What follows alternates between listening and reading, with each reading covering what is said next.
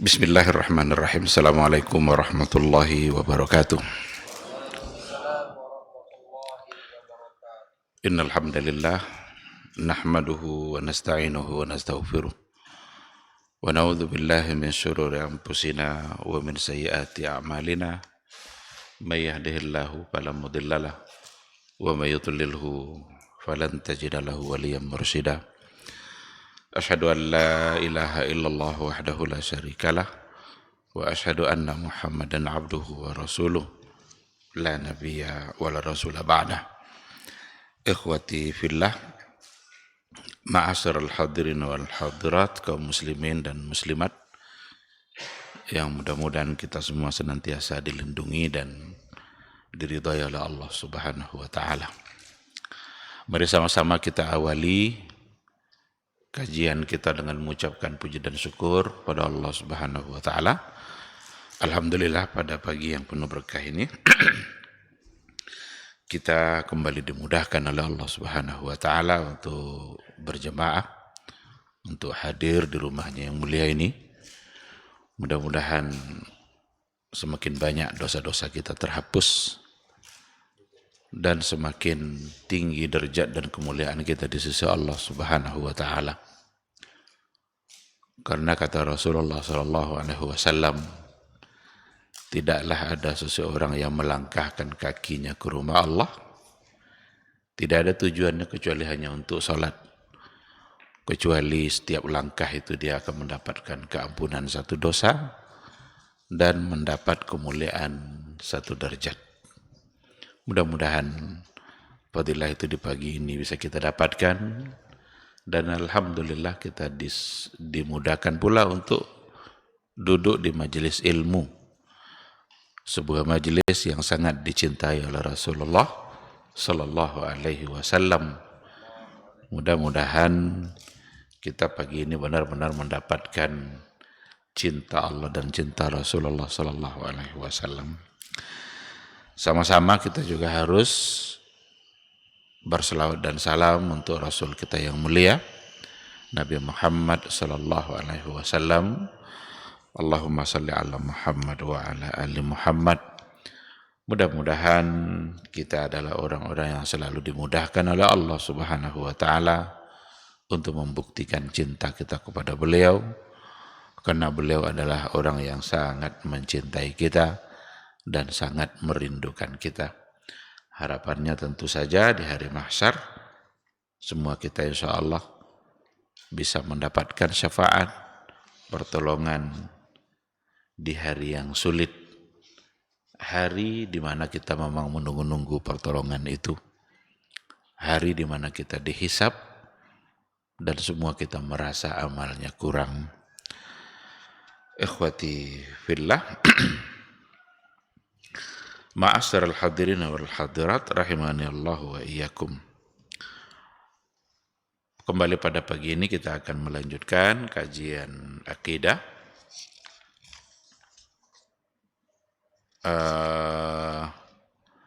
Yang terakhir yang kita bahas adalah sebuah penggalan sejarah yang dijalani oleh Rasulullah sallallahu alaihi wasallam, yaitu peristiwa Isra dan Mi'raj, di mana Rasulullah sallallahu alaihi wasallam diisrakan dari Masjidil Haram menuju Masjidil Aqsa dan diisrakan sampai ke Sidratil Muntaha, di mana tujuan utamanya adalah untuk menerima perintah sholat yang akhirnya menjadi kewajiban utama dalam kehidupan kita sebanyak 5 kali waktu dalam sehari semalam. Asalnya 50, tapi dikurangi kerjanya, pahalanya tetap. Dikurangi menjadi 5 dan pahalanya tetap sama, karena satu kebaikan dalam syariat Islam itu dibalas dengan 10 pahala. Wal hasanatu bi'asyri amsalihah. Satu kebaikan itu dibalas dengan 10 kali lipat.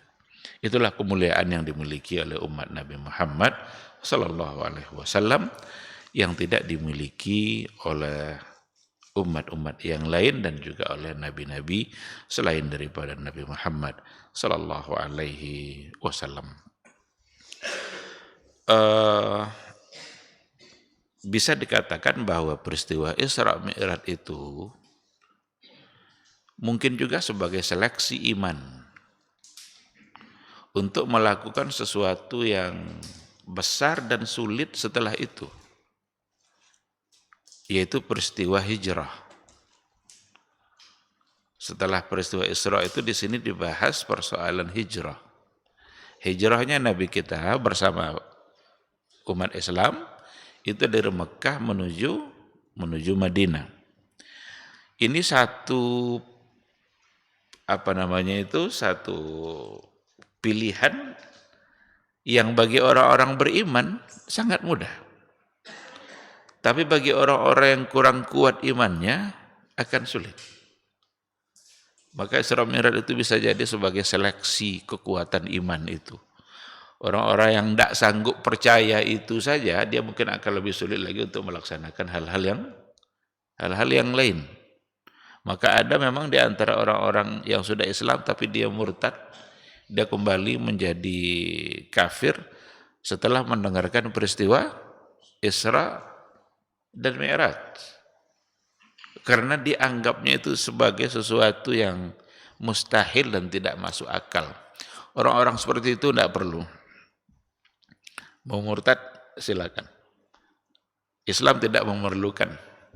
Yang diperlukan oleh Islam, diperlukan oleh Rasulullah SAW adalah orang-orang yang punya keimanan yang kuat, punya keimanan yang kokoh, siap menerima apa saja yang disampaikan oleh Rasulullah SAW, karena memang Rasul adalah as-sadiqu al-masduq.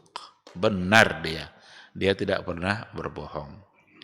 Nah, orang-orang yang siap untuk itulah yang mereka juga akan siap untuk melakukan peristiwa hijrah, pindah, meninggalkan satu tempat yang paling mereka cintai untuk kemudian pindah ke tempat yang baru, yang di situ tidak ada hartanya, tidak ada keluarganya jika tidak ikut, dan itu tempat di mana belum mereka kenali.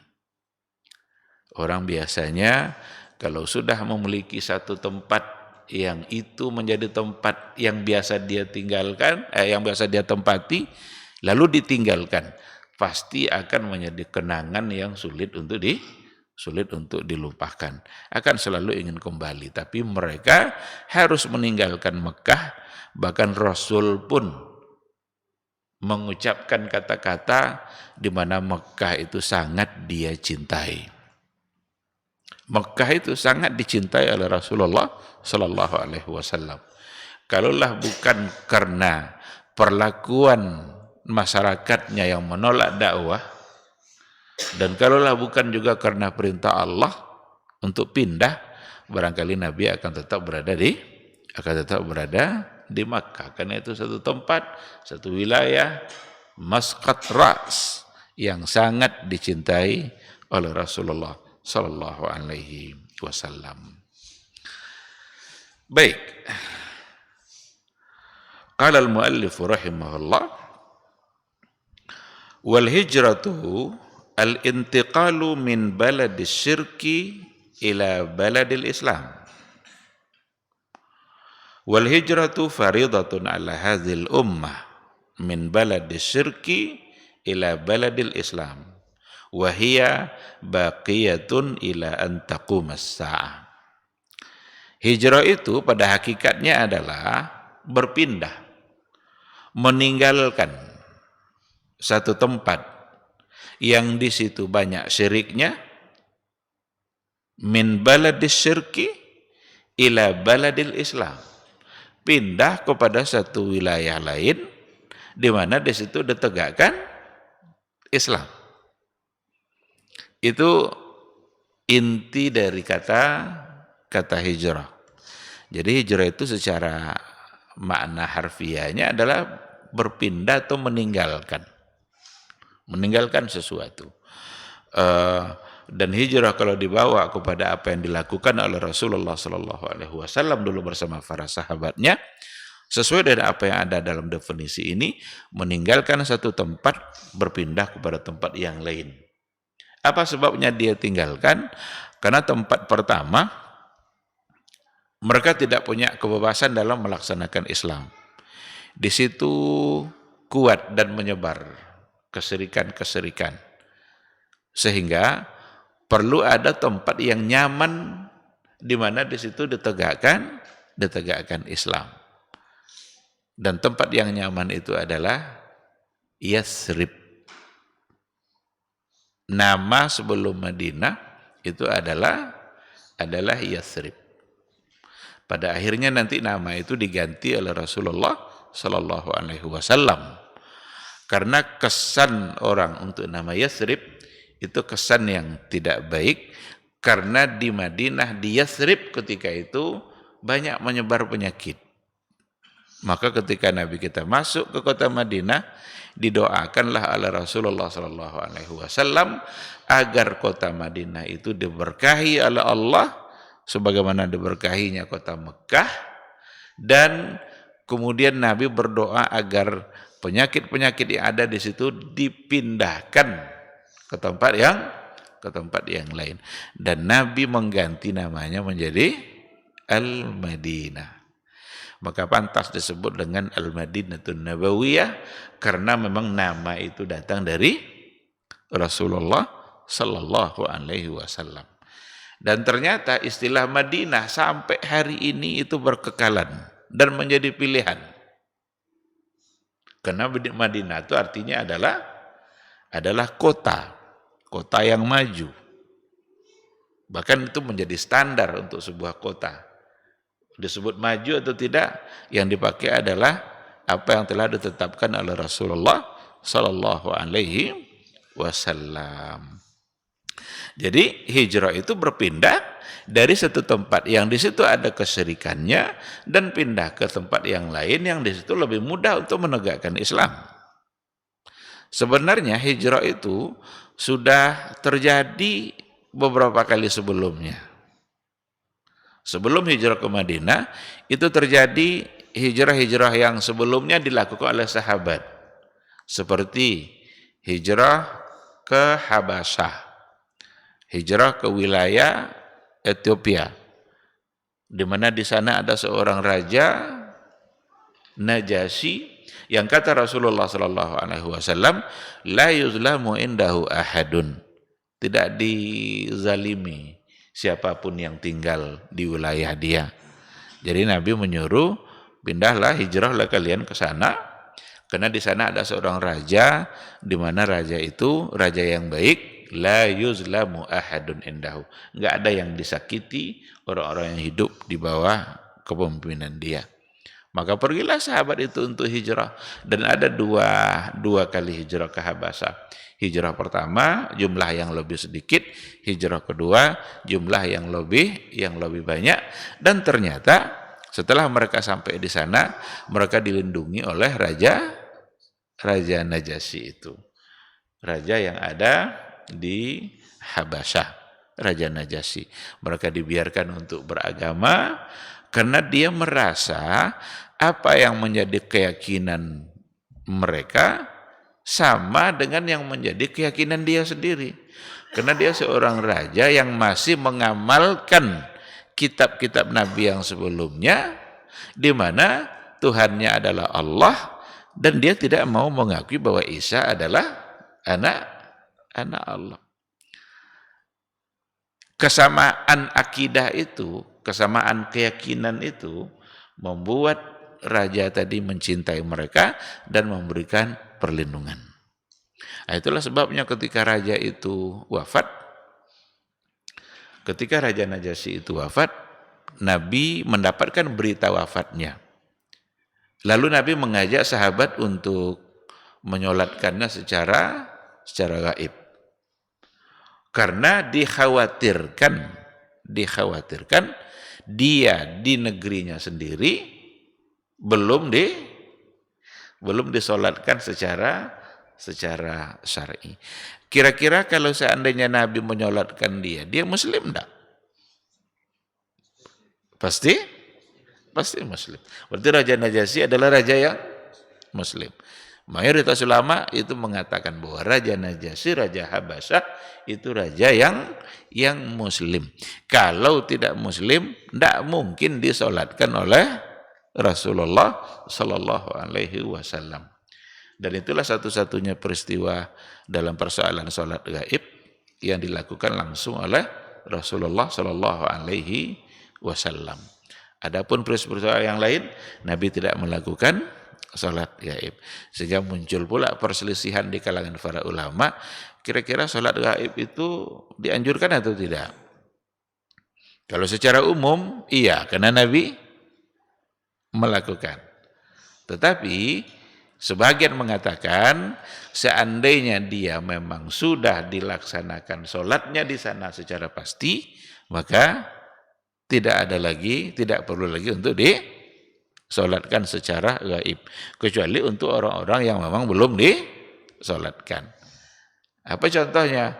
Orang-orang yang dapat bencana, dapat musibah, tidak tahu di mana rimbanya, kita yakin dia sudah wafat, maka bisa saja dilakukan solat secara gaib. Jadi secara hukum asal itu dapat dibenarkan karena memang Nabi termasuk yang melakukan.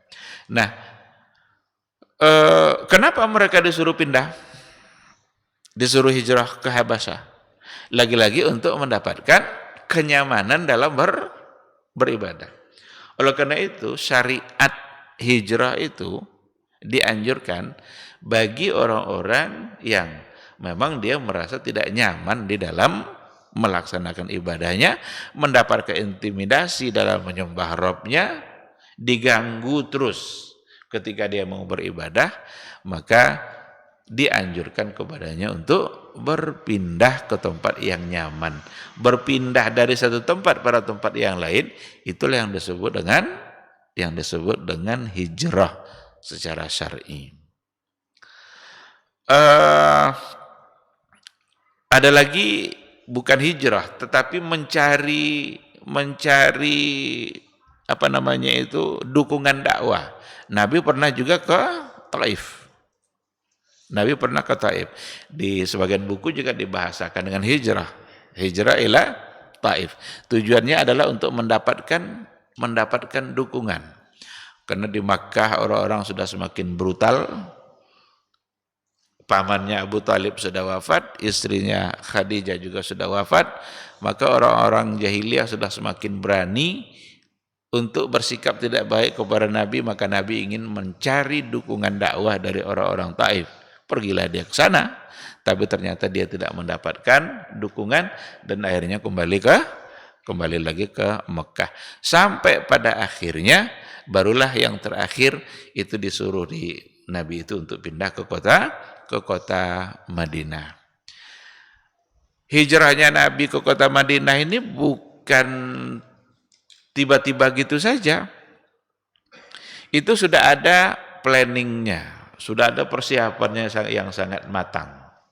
Bahkan Rasul sendiri itu sudah mengadakan pertemuan dan perjanjian dengan orang-orang Madinah yang setiap tahun mereka datang untuk berhaji, dan Nabi melakukan perjanjian dengan mereka, orang-orang yang sudah bisa menerima Islam, agar nanti mereka bisa menyambut kedatangan orang-orang Islam yang ada di Mekah, mereka akan datang ke Madinah.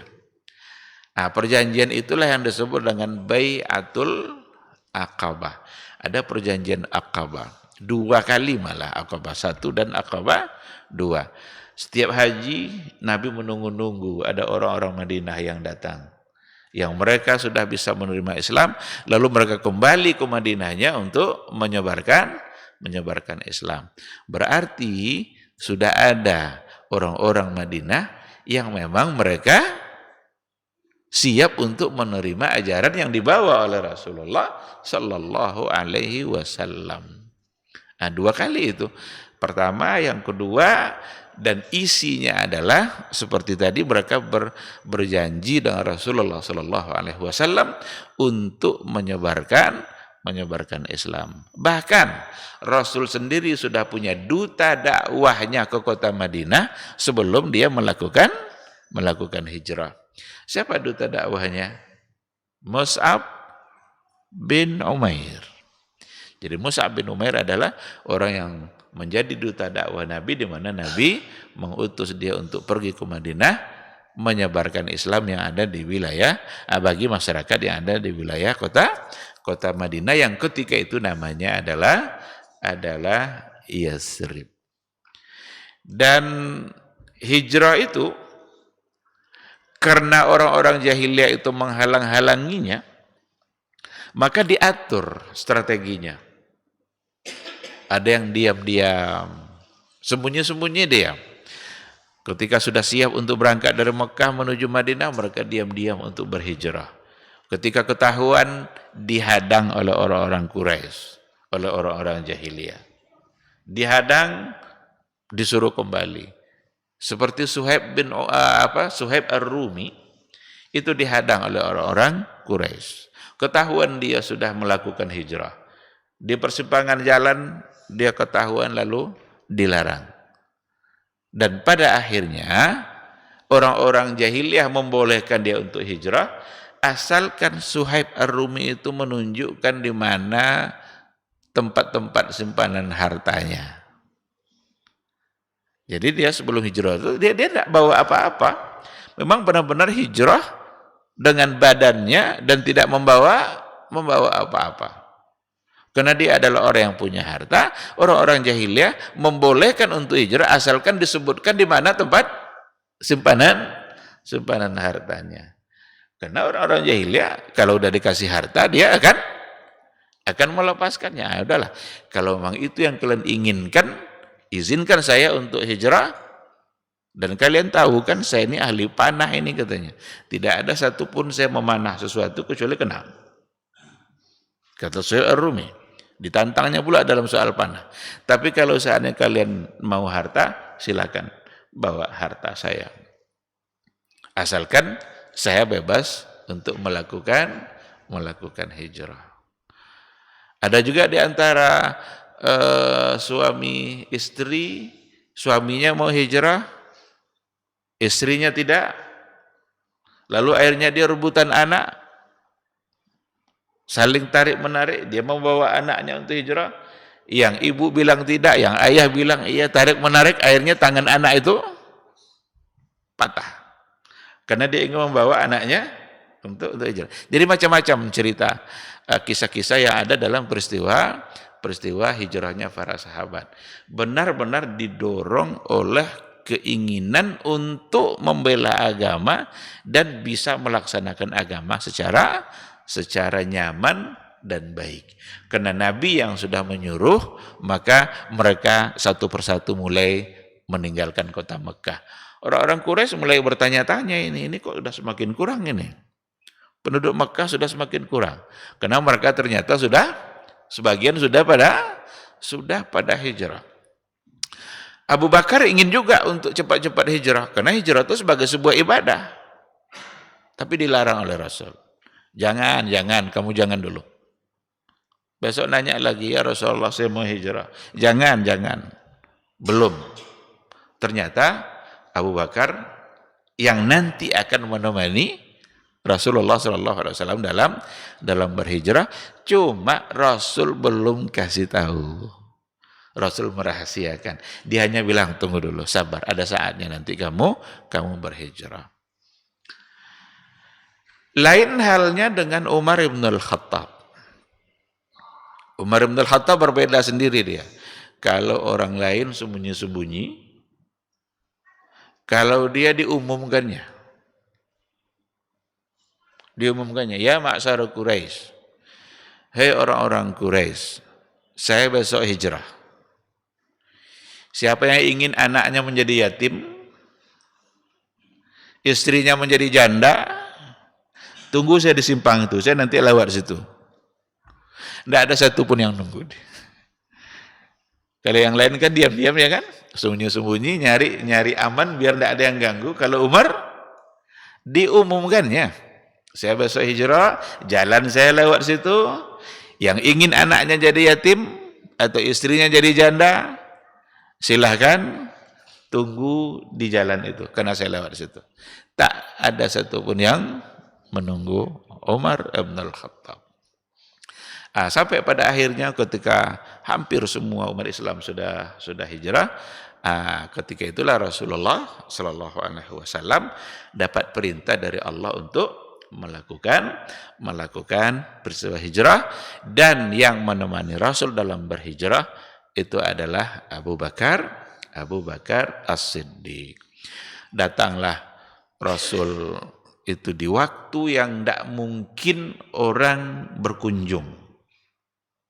Itu di saat terik panasnya matahari, di mana semua orang berada di dalam rumah. Tiba-tiba Nabi datang diam-diam menemui Abu Bakar di rumahnya. Abu Bakar nampak dari jauh, ini pasti ada sesuatu yang penting.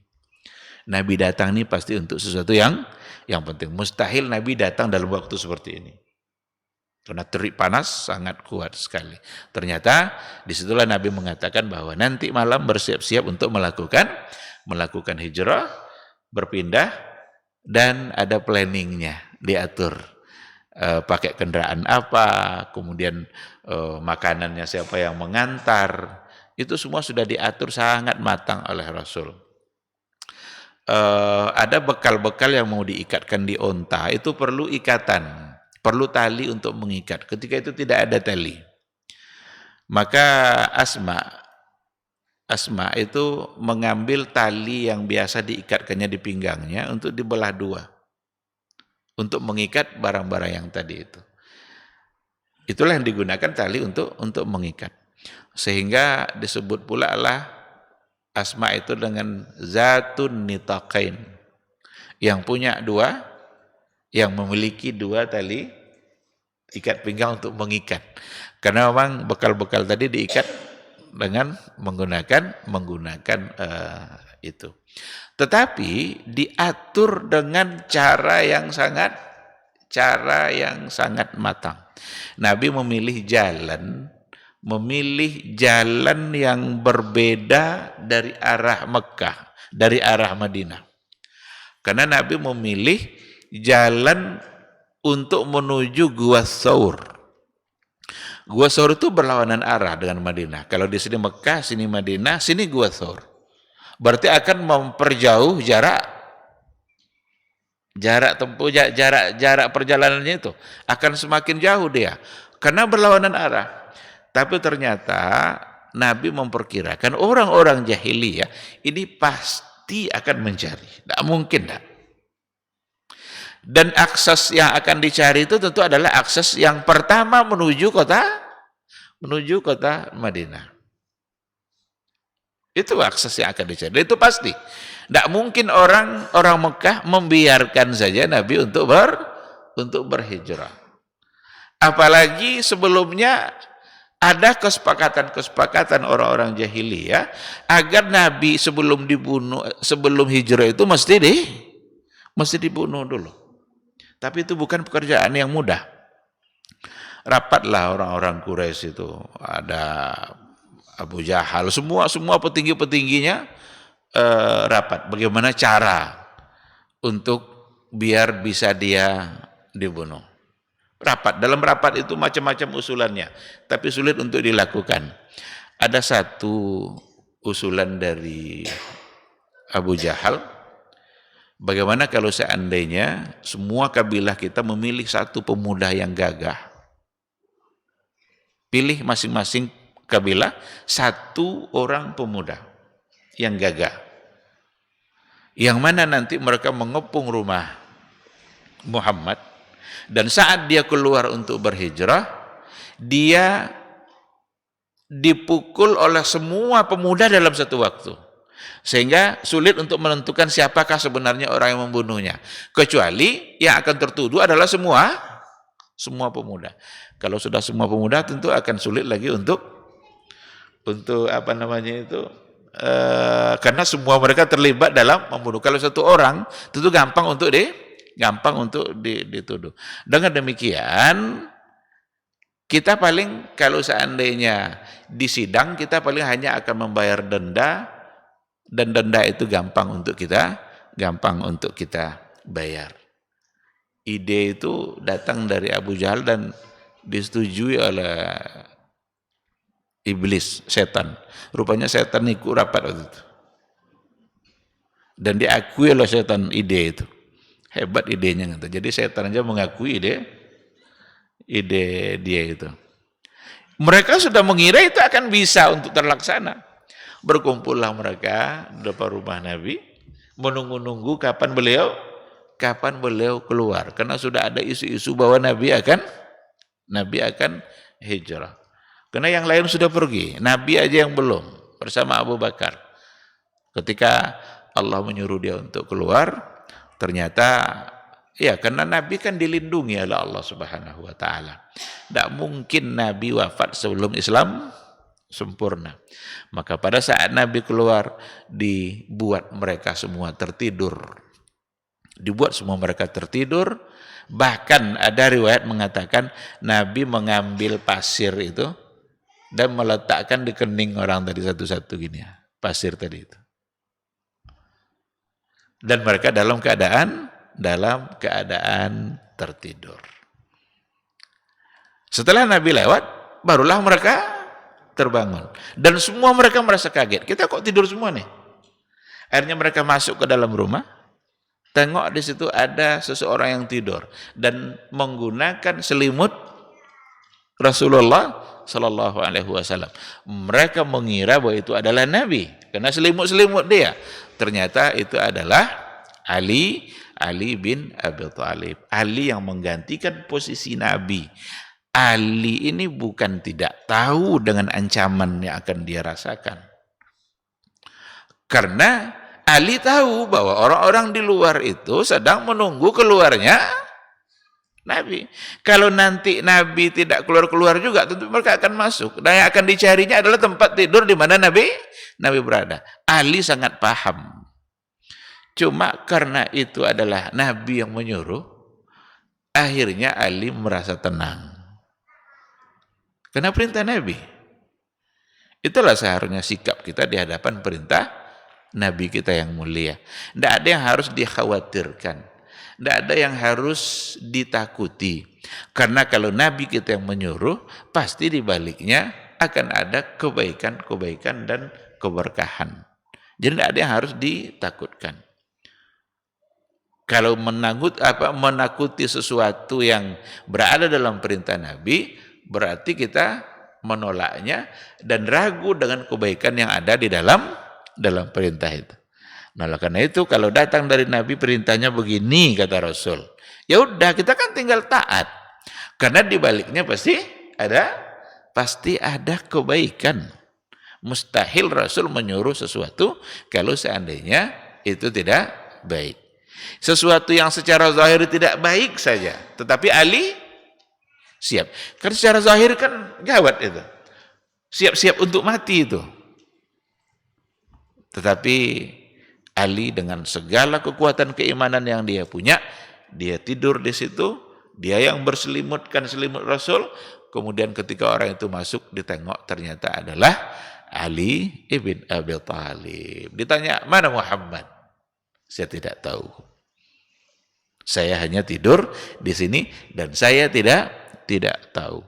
Nabi padahal bersama Abu Bakar sudah pergi diam-diam menuju Gua Thawr. Yang berlawanan arah tadi dengan kota Madinah. Sibuklah orang-orang Quraisy untuk mencari dan akses pertama yang mereka cari adalah jalan menuju kota Madinah. Seandainya Nabi terus dengan jalan menuju kota Madinah, maka akan cepat ketahuan. Tapi dia pilih Gua Thawr yang ternyata memang semua akses sudah mereka cari, tak ketemu yang namanya Muhammad. Kecuali satu. Ada satu yang belum mereka lihat. Yang satu itu adalah Gua Thawr. Itu yang terakhir yang ditengok oleh orang Jawa. Oh, mungkin dia ada di sana. Karena tidak ada lagi tempat kita sudah cari kecuali yang satu itu. Pergilah mereka ke sana dan ternyata Allah lagi-lagi menunjukkan kekuasaannya menjaga Rasulnya yang mulia, dibuat seolah-olah di Gua Thur itu tidak pernah ada yang masuk. Ada laba-laba yang buat sarang, ada burung yang bertengger di situ di bibir gua. Kata mereka, ini kalau seandainya ada orang masuk, pasti tidak mungkin akan ada sarang-sarang laba-laba atau burung-burung yang bebas main di mulut gua. Kalau memang ada orang yang masuk. Abu Bakar di dalam sudah ketakutan ini. Ya Rasulullah, dia sudah ada di atas. Nah, disitulah Nabi mengatakan, la tahzan, jangan kamu bersedih, innallaha ma'ana. Sesungguhnya Allah bersama kita. Bayangkan ungkapan Nabi ini, innallaha ma'ana, bersama kita. Sementara Nabi Musa ketika dikejar-kejar oleh Fir'aun, Nabi Musa dikejar-kejar oleh Fir'aun. Musa dengan segerombolan umatnya yang sangat banyak sekali. Umatnya yang sudah ikut dia, yang sudah bertaubat, tidak percaya lagi kepada sihir-sihir itu. Umatnya ini juga mengaku mengadu kepada Nabi Musa. Ini gimana nih Musa? Fir'aun mengejar kita. Kita pasti akan dapat. Apa jawaban Nabi Musa ketika itu? Enggak usah khawatir, enggak usah takut. Inna ma'iya Rabbi. Sesungguhnya bersamaku ada Rabbku. Umat yang sebanyak itu, tapi Nabi tidak sebut umat itu. Dia hanya bilang ma'iya Rabbi. Bersama saya ada Rabb. Sementara Rasul hanya bersama satu orang Abu Bakar, dia mengatakan ma'ana Rabbi. Ada di antara ulama yang bilang, satu orang Abu Bakar imannya bisa mengalahkan orang yang sebanyak tadi itu. Karena Rasul hanya bersama Abu Bakar, lalu ia mengatakan, ma'ana, la tahzan innallaha ma'ana. Allah bersama kita. Sementara Nabi Musa dengan umat yang begitu banyak, dia tidak sebut ma'ana, tapi ma'iya Rabbi. Bersama saya ada Rabb. Jadi tergambar di situ fadilah dan keutamaan yang ada pada Abu Bakar. Karena memang kalau kita baca sejarah bagaimana hijrahnya, betul-betul Abu Bakar itu menunjukkan cintanya kepada Rasulullah Sallallahu Alaihi Wasallam yang barangkali kita tidak akan mungkin untuk membaca sejarah itu dengan lengkap. Tapi dalam buku-buku sejarah itu diceritakan beberapa kisah-kisah yang mereka alami. Belum boleh oleh Abu Bakar Rasul masuk kecuali dia sudah bereskan dulu. Kalau dia sudah merasa aman, barulah silakan ya Rasulullah, silakan masuk. Kalau sudah merasa aman. Ada dalam kegelapan itu dicek oleh Abu Bakar, ada lubang-lubang, kalau ada lubang ditutup. Ada lubang sini ditutup lagi.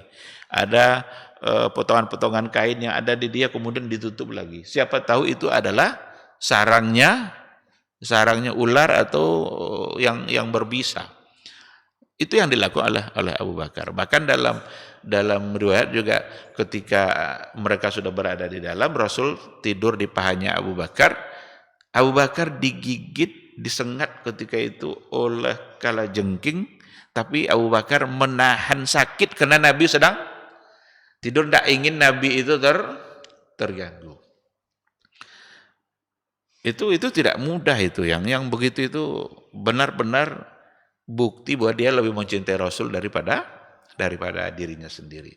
Pas ada tetesan air mata dia jatuh kepada Rasul, lalu Rasul terbangun. Ada apa Abu Bakar, kenapa nangis? Barulah ketahuan kalau dia digigit oleh kalajengking.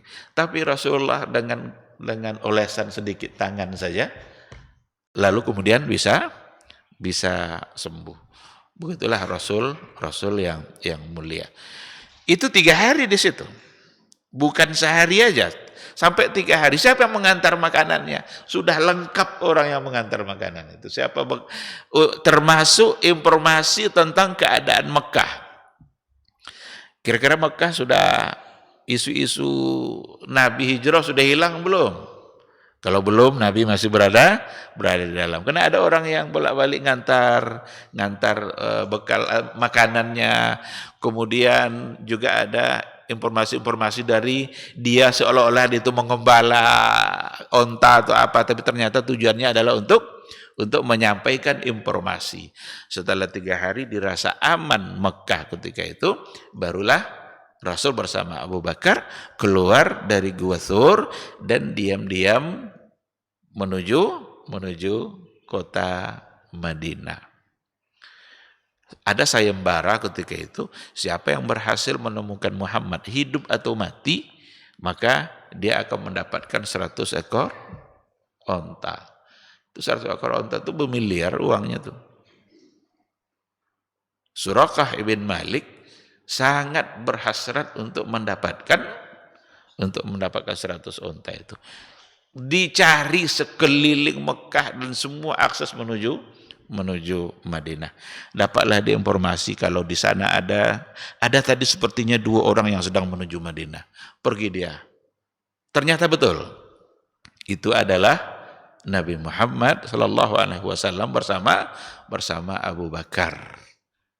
Kadang-kadang Abu Bakar di depan, kadang-kadang Abu Bakar di belakang, kadang-kadang di samping, kadang-kadang di kanannya. Pokoknya itu aja kerja Abu Bakar, menjaga Rasul. Dari jauh Suraqah nampak, wah itu dia. Ini bakal dapat 100 onta ini. Sampai dia di situ, ketika mendekat kepada Abu Bakar dan Rasulullah SAW, pada saat dia ingin menangkapnya atau ingin membunuhnya, tiba-tiba kaki kudanya itu tidak bisa melangkah, tertanam, tidak bisa melangkah. Nabi nengok, dan akhirnya Nabi memaafkan, tapi jangan ulang lagi. Iya katanya. Akhirnya kudanya bisa lagi berjalan. Nabi melanjutkan, ternyata dia kembali untuk ingin menangkapnya, dan lagi-lagi kaki ontanya sampai 3 kali. Apa kata Suraqah? Ini benar-benar bukan orang biasa ini. Tidak akan mungkin kita untuk membunuhnya dan menangkapnya. Akhirnya dia pergi, benar-benar meninggalkan dan menghilangkan niatnya, karena tidak akan mungkin untuk dilakukan. Karena Allah yang menjaga. Sesuatu yang dijaga oleh Allah itu pasti aman dan selamat. Berjalanlah mereka, dalam perjalanannya ada banyak kisah-kisah, ketemu dengan ada namanya Ummu Ma'bad. Ummu Ma'bad itu seseorang yang tinggal di jalanan dari antara Mekah dan Madinah. Ketika itu Rasul bersama Abu Bakar merasa haus. Dia mampir, ada air kah? Ada susu? Karena biasa kalau bertamu kan ada susu kambing dan ini. Dia bilang, kami tidak punya apa-apa, inilah kambing kami, tidak ada susunya. Tapi ternyata ketika dipegang oleh Nabi, air susunya itu, tempat keluar air susunya itu, ternyata keluar terus sampai jumlahnya sangat banyak sekali. Pulang suaminya, ini dari mana ini susu kambing? Kok ada banyak begini? Dia bilang, ada tadi seseorang yang lewat di sini, dia tujuannya untuk menuju kota Madinah, datang dari Mekah, ciri-cirinya ini. Apa kata suaminya? Inilah orang yang selama ini ingin saya cari-cari itu. Ternyata dia sudah dapat informasi tentang yang namanya Muhammad, seorang nabi, membawa sebuah risalah, cuma dia belum sempat untuk ketemu. Pas dia mampir di rumahnya, enggak pula dia ada. Cuma ada bekas-bekas mukjizatnya ada. Air susu yang keluar dari kambing-kambing kurus. Kambing kan biasanya kalau kurus dia tidak punya air susu. Tapi karena airnya banyak dan berlebihan pula. Inilah yang selama ini ingin saya cari, ingin saya jumpai. Dicarinya dan pada akhirnya dia ikut menuju jalannya Rasulullah sallallahu alaihi wasallam. Itu peristiwa istrinya bernama Ummu Ma'bad. Nah, begitulah kira-kira sekilas tentang peristiwa hijrahnya Rasulullah sallallahu alaihi wasallam ke kota Madinah. Sebelum sampai ke kota Madinah, Nabi mampir di Kuba, maka dibangunlah di situ masjid. Dibangun masjid. Masjid Kuba berarti lebih dahulu dibangun daripada masjid Madinah. Yang ussisa 'ala taqwa, yang dibangun di atas ketakwaan. Dan di situ juga lah mulai pelaksanaan sholat Jumat, karena disyariatkan ibadah sholat Jumat. Untuk kemudian Nabi berada berapa hari di situ, barulah menuju kota Madinah. Ternyata orang-orang Madinah sudah siap-siap menunggu kedatangan Nabi karena mereka merindukan. Kenapa mereka merindukan? Karena memang sudah ada kesepakatan perjanjian awal yang ada pada Aqabah 1 dan 2 tadi. Bahwa Nabi akan datang, umat Islam akan datang dari Mekah untuk kemudian menyebarkan Islam di kota Madinah. Maka ditunggu-tunggu, setiap hari mereka tunggu-tunggu.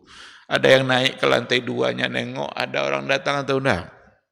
Ada yang sengaja naik ke pohon kurmanya, nengok ada enggak yang dari kejauhan. Karena sudah ditunggu-tunggu kedatangannya. Sampai pada akhirnya memang Nabi datang bersama Abu Bakar dan disambut dengan luar biasa oleh orang-orang Madinah.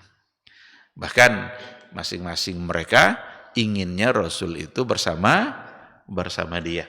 Inginnya Nabi itu nginap bersama dia. Tentu akan ada banyak pilihan. Tapi pada akhirnya Rasul menginap di rumah Abu Ayyub Al-Ansari. Jadi ada riwayat yang mengatakan begini, karena Nabi sulit untuk memilih di mana dia nginap, dibiarkan aja onta berjalan. Nanti di mana onta itu berhenti, rumah samping itulah Nabi. Jadi onta jalan nengok-nengok ada kiri kanan gini. Berhenti sekali. Kebetulan di sampingnya adalah rumah Abu Ayyub Al-Ansari. Berarti Nabi di situ. Dan itu ada saya baca dalam riwayat seperti itu. Seperti apa kesahihannya, Allahu a'lam, mudah-mudahan itu riwayat yang sahih. Lalu kemudian melangkah lagi dalam jarak yang tidak jauh, lalu dia berhenti. Ternyata di situ juga adalah tempat di mana akan dibangunkan masjid. Dan ternyata tanah itu milik Sahal dan Suhail, 2 orang anak yatim. Tanah itu milik 2 orang anak yatim, namanya Sahal dan Suhail. Sahal dan Suhail ingin menghadiahkan atau mewakafkan tanah itu kepada Nabi. Tapi Nabi tidak mau. Nabi ingin tanah itu harganya harus diganti.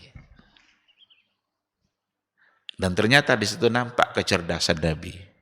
Di mana cerdasnya?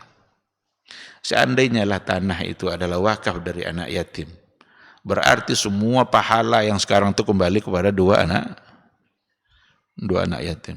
Kan berapa juta orang yang sholat di situ. Tapi ketika Nabi membelinya, tidak bisa wakaf.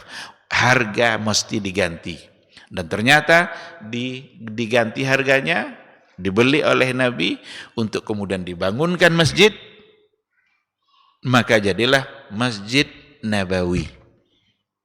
Tanah milik Nabi, yang membangunnya juga Nabi bersama para sahabat, maka pantas disebut sebagai Masjid Nabi. Berarti itu tanah wakaf Nabi, sudahlah Nabi lagi pahalanya tak pernah putus. Orang yang sudah dijamin masuk surga. Seandainya tadi milik anak yatim tadi, berarti semua akan menjadi milik anak yatim. Tapi itu adalah petunjuk-petunjuk wahyu yang datang dari Allah Subhanahu wa ta'ala. Nginap di rumah Abu Ayyub. Abu Ayyub rumahnya 2 tingkat. Nabi di bawah, kemudian dia di atas. Pada akhirnya dia merasa tidak nyaman. Masa saya pula yang di atas? Berarti dia di atas Nabi nih, seolah dia lewat terus di atas kepala Nabi. Akhirnya berubah pikiran, sampai pada akhirnya Nabi sendiri ketika sudah selesai membangun masjid, maka dibangun pula satu rumah, di mana itu adalah rumahnya Rasulullah Sallallahu Alaihi Wasallam. Ini sekilas tentang peristiwa hijrahnya Rasul kita yang mulia, di mana tujuannya adalah untuk mencari tempat yang nyaman di dalam beribadah. Baik, di sini dikatakan wal hijratu faridatun ala hadzal ummah. Hijrah itu fardu, wajib bagi umat ini. Kenapa kita mau berlama-lama berada di tempat yang tidak nyaman? Tetapi perlu digabung nanti beberapa riwayat yang ada. Ada lagi di antara hadis Nabi, la hijrata ba'dal fathi. La hijrata ba'dal fathi. Tidak ada lagi hijrah setelah Fathu Makkah. Tidak ada lagi hijrah setelah Fathu Makkah. Ketika Nabi berhasil menaklukkan kota Makkah, berarti Makkah sudah berada dalam kekuasaan Islam di bawah kepemimpinan Nabi, di mana patung-patung sudah bisa dihancurkan. 360 patung yang ada di Ka'bah ketika itu, di Masjidil Haram, itu semua bisa dihancurkan. Sehingga Mekah sudah di bawah kepemimpinan Rasulullah Sallallahu Alaihi Wasallam. Berarti sudah aman. Kalau sudah aman, buat apa lagi hijrah? Maka muncullah ungkapan Nabi, la hijrata ba'dal fathi wa innama huwa jihadun wa niyah. Yang ada adalah jihad dan niat. Nah, oleh karena itu, hijrah itu dapat dipahami dalam dua hal. Ada hijrah secara fisik, itulah yang dilakukan Nabi. Pindah dari satu tempat pada tempat yang lain, yang lebih aman. Tapi nanti ada hijrah secara maknawi, secara jiwa, di mana Nabi mengatakan hijrah itu adalah man hajara manahallahu anhu.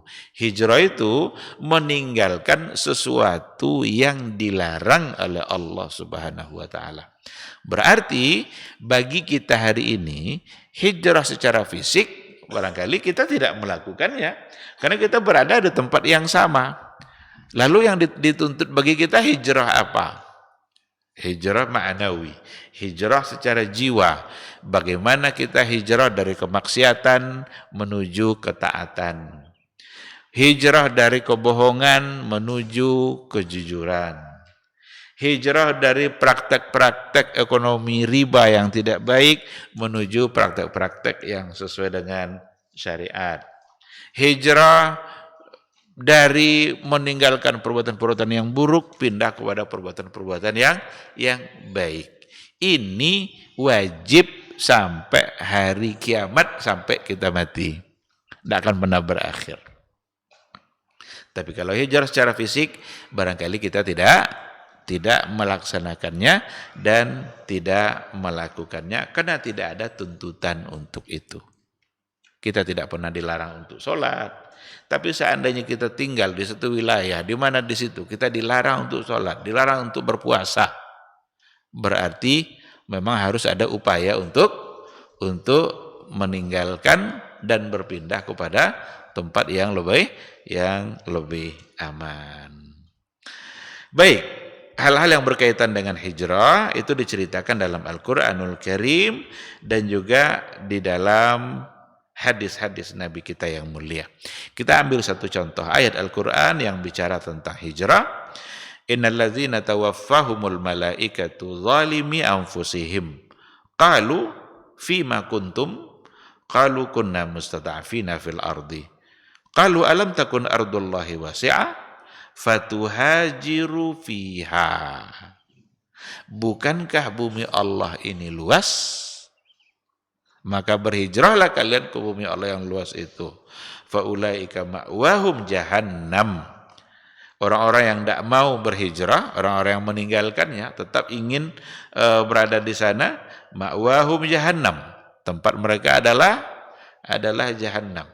Ini ayat bercerita tentang penduduk Mekah. Wasa'at masira, dan tempat yang paling buruk. Illal mustad'afina minar rijali wan nisa'i wal wildan, kecuali orang-orang yang lemah dari kalangan laki-laki, perempuan. Kalau tidak hijrahnya itu karena lemah, ya berarti mereka mudah-mudahan faulaika asallahu ayyafu anhum, mudah-mudahan Allah memaafkan mereka. Wa kana Allahu afuwan ghafura, dan Allah adalah Maha Pemaaf dan Maha Pengampun.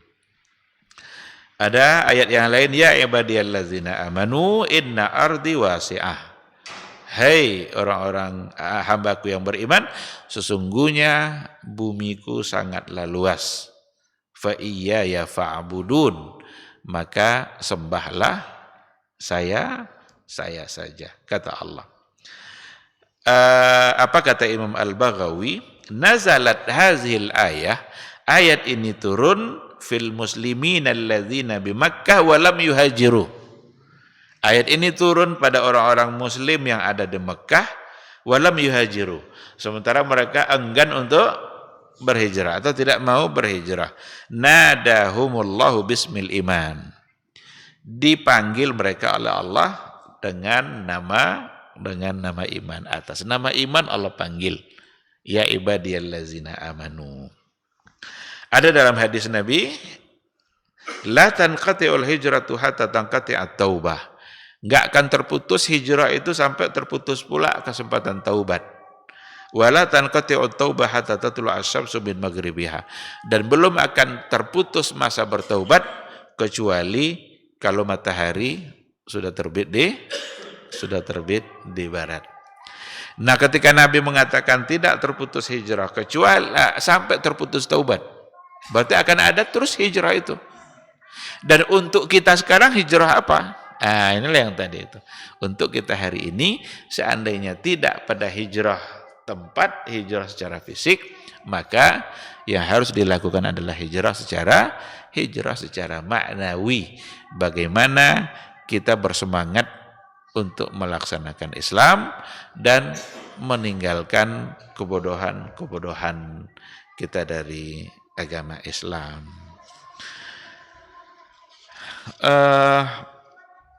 Ini mungkin yang bisa kita bahas pada pagi hari ini.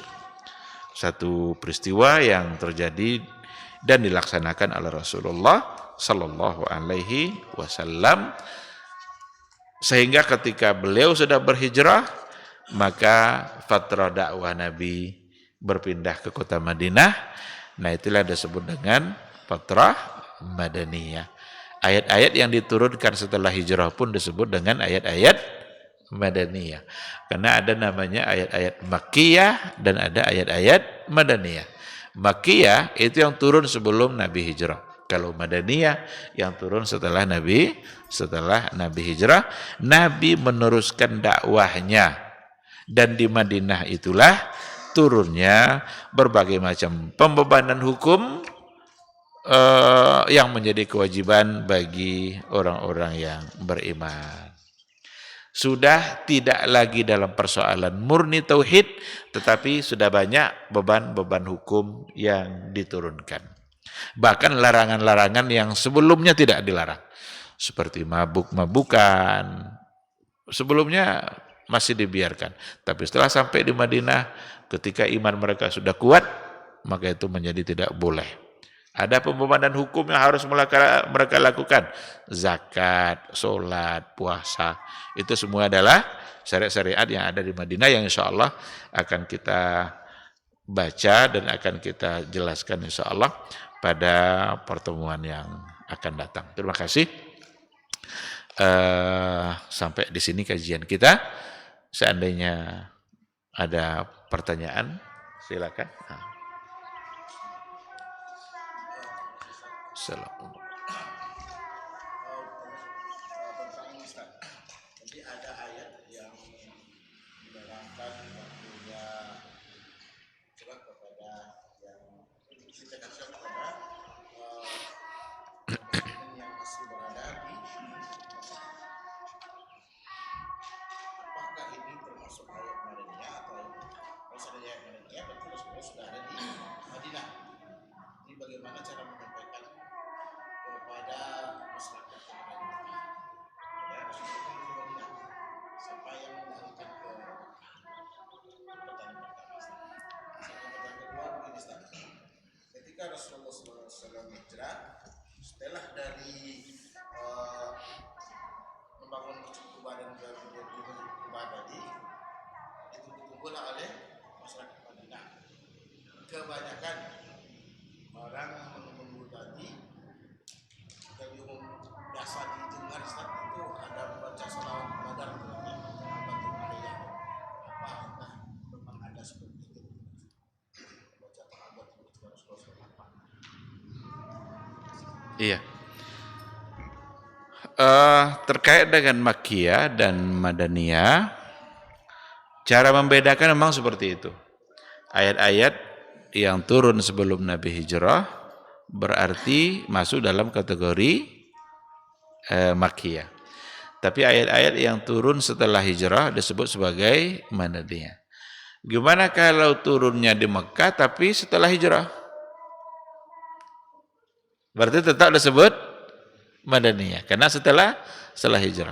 Ada ayat yang ketika Nabi di Arafah, kan sudah akhir-akhir dari dakwah Nabi, berarti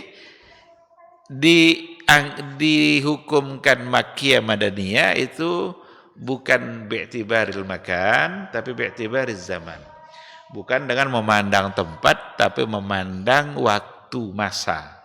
Jadi tetap disebut sebagai ayat-ayat Madaniyah. Atau barangkali turunnya di apa namanya itu, di pinggir-pinggir Madinah seperti Mekah, seperti Taif umpamanya. Kalau seandainya sebelum hijrah berarti adalah Makkiyah. Kayak apa, surat jin itu kan Nabi dari Taif menuju kota Mekah sebelum sampai ke kota Mekah, tapi tetap disebut sebagai Makkiyah sebab turunnya sebelum Nabi berhijrah. Itu untuk yang pertama. Sedangkan yang kedua tentang Tala'al Badru Alaina, memang itu yang masyhur. Itu yang masyhur kita dengar bahwa ada lantunan-lantunan seperti tadi, tapi wallahu alam, saya tidak tahu apakah itu memang berdasarkan kepada riwayat yang sahih atau tidak. Saya tidak bisa memberikan kepastiannya sekarang, mungkin mudah-mudahan nanti bisa kita cari lagi referensi yang ada terkait dengan syair-syair Tala'al Badru Alaina min Thaniyatil Wada'i. Karena Thaniyatil Wada' itu memang adalah tempat di mana Nabi masuk ke kota Madinah itu dari tempat namanya Thaniyatil Wada'. Kalau ditengok dari isi syair itu bisa benar. Cuma apakah mereka dulu melantunkan itu atau tidak? Wallahu a'lam. Atau hanya sekedar mengingat sejarah yang terjadi pada Rasulullah SAW. Kalau dari segi makna itu memang dia dari Thaniyatil Wada', satu tempat yang ada di pinggir kota Madinah, dan dari situlah Nabi aksesnya masuk kota Madinah. Nah, cuma yang jadi pertanyaan, apakah dulu itu saat itu diucapkan mereka saat menunggu-nunggu Nabi itu atau tidak? Itu yang perlu untuk kita pastikan. Wallahu subhanahu wa ta'ala a'lam. Ada lagi? Baik, kalau tidak ada, saya kira kita cukupkan sampai di sini. Sekilas kita bicara tentang peristiwa hijrah. Peristiwa hijrah tentu saja memiliki pelajaran-pelajarannya yang luar biasa. Bagaimana sahabat-sahabat dulu, sebesar apapun tantangan yang mereka hadapi, tapi kalau tujuannya untuk mempertahankan agama, mereka siap untuk berkorban, siap untuk melakukannya. Berat memang, tapi kalau tujuannya untuk Allah akan bisa menjadi ringan. Bagi kita hari ini juga seperti itu. Sesuatu yang kita kerjakan atas nama Allah dan untuk Allah, insya Allah akan terasa ringan. Tapi kalau seandainya sesuatu yang kita kerjakan hanya kena ambisi-ambisi tertentu, itu bisa-bisa kita akan putus semangat di tengah jalan. Mudah-mudahan ada pelajaran yang bisa kita ambil, dan semoga Allah selalu memudahkan kita untuk istiqamah berada di atas jalan Rasulnya. Amin, amin ya rabbal alamin. Subhanakallahumma bihamdika asyhadu an la ilaha illa anta astaghfiruka wa atubu ilaik. Wassalamualaikum warahmatullahi wabarakatuh. Ibadahnya seorang hamba kepada Allah tidak mengenal waktu dan tempat. Kapanpun, dimanapun, dia harus beribadah kepada Allah Subhanahu wa Ta'ala. Harga diri seorang mukmin itu di sisi Allah lebih besar daripada kehormatan Ka'bah sendiri. Nah, nikmat seorang mukmin lebih besar daripada itu. Man amila li akhiratihi kafahu Allahu amra dunia. Barang siapa yang beramal untuk akhiratnya, Allah akan cukupkan baginya urusan dunianya. Berjuang dengan harta untuk membela agama Allah Subhanahu wa Ta'ala, hendaklah menjadi penopang terhadap dakwah ini, bukan sebaliknya yang menghalangi dakwah ini. Tapi jadilah keluarga muslim yang menopang dakwah Islam. Kenikmatan dunia ini lebih remeh dari sekedar sayap seekor nyamuk. Tidak patut bagi seorang yang beriman bersedih ketika tidak mendapatkan kenikmatan dunia. Nabi SAW katakan, la tahkiranna 'anil ma'rufi syai'a walau an talqa akhaka biwajhin taliq. Jangan kamu pandang remeh suatu kebaikan walaupun sedikit. Apa sedikitnya? An talqa akhaka biwajhin taliq, muka senyum kepada saudaramu.